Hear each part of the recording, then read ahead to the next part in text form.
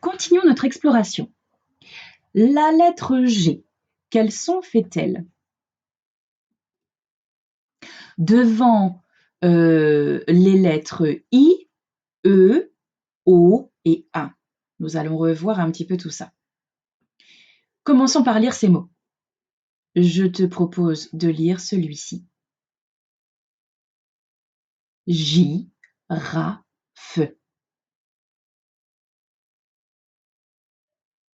Éponge. Nageoire.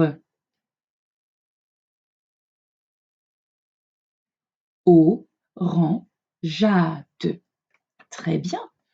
Maintenant, essayons de nous rappeler quels sont les sons que nous avons entendus avec cette lettre G dans ces mots. C'est le son J. J. Tu te souviens, sur la petite vidéo de la collègue, elle mettait son petit doigt sur sa joue. Ça fait le son J. Alors, regardons les voyelles qui sont juste après la lettre G. Tu te souviens des voyelles? A, E, I, O, U, Y. Regardons ici dans girafe. Quelle est la voyelle qui se trouve juste après le G? I. Maintenant, dans le mot éponge, quelle est la voyelle juste après le G? E.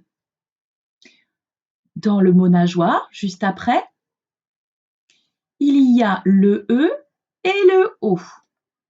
Hop, je vais les souligner comme ça. Dans le mot orangeade, quelle voyelle y a-t-il? Le E et le A juste après. Ok. Et je le souligne comme ceci.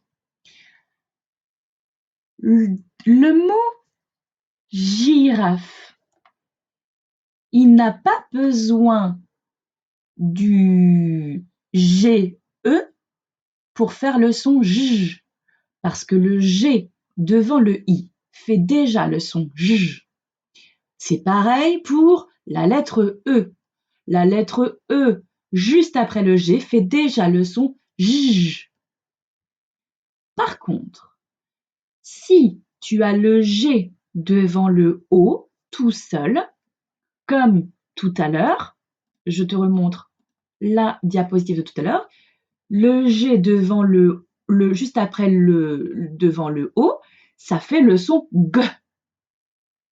Donc, pour que ça nous fasse le son J, comme dans girafe, eh bien, on va être obligé d'accompagner le G de la lettre E, mais elle sera muette pour que ça fasse le son J devant un O.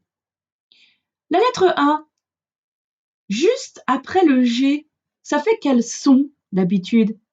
Je te remets ici la lettre devant le O. Devant le A, ça fait le son ga, comme gâteau. D'accord? Je reviens ici. Et ici, elle fait pas le son ga, elle fait le son ja, orangeade, parce qu'elle est accompagnée de ce petit E muet, mais qui va permettre de faire le son j, comme dans éponge. Ok, je dévoile un petit peu notre visuel.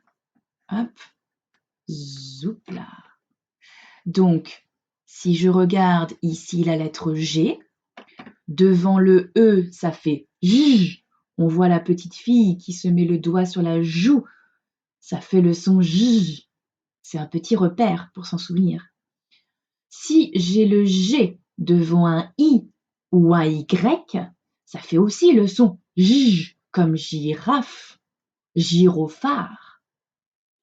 Mais si on est devant un A, un O ou un U, pour que ça nous fasse vraiment le son J, on va être obligé de se faire accompagner par un petit E muet juste après le G. Ils sont tous les deux ensemble, mais il va être quand même muet ce E pour que ça fasse le son J, comme on voit la petite fille qui monte sa joue. J. Et là, on peut lire non pas ga, mais ja, jo, ju. Par exemple, orangeade. Par exemple, pigeon. D'accord? Je te dévoile le mot repère du G et du E ensemble. C'est ce que nous voyons aujourd'hui. Et la dernière fois, c'était mardi. Eh bien, le G et le E font le son J comme pigeon. Voilà pour ce rappel de la lettre GE qui fait le son J et de la lettre G toute seule. Devant le E et le Y, elle fait déjà le son J. Donc parfois, le G qui fait J, il est tout seul. Devant le E, Y. Parfois, le G a besoin de son ami le E, muet, pour faire ja, jo et ju devant A, O et U.